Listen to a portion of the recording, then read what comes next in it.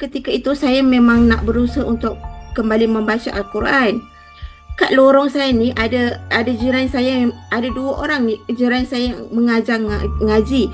Tapi ketika itu saya malu, pertama sebab anak murid dia pun anak murid saya. Saya malu tengok kita baca satu-satu huruf kan. Jadi saya cari, kebetulan saya jumpa kat TikTok pasal haraki kan.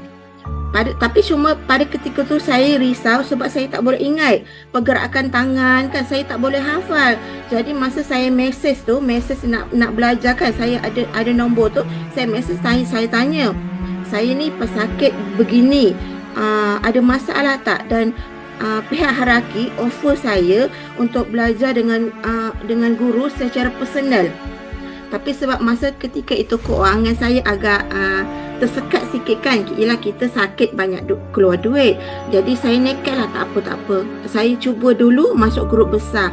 Dan saya rasa keputusan itu adalah keputusan yang terbaik untuk saya sehingga kini.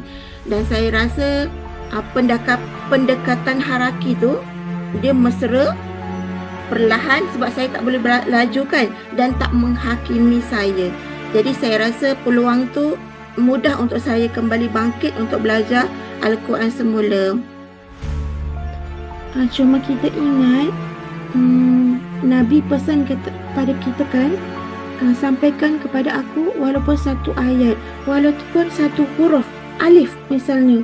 Jadi saya nak ucapkan terima kasih kepada barisan guru-guru yang sudi mengajar kami yang masih bertatih untuk kembali mengajar. Sangat besar pahalanya. Dan untuk individu, jangan rasa malu untuk bermula.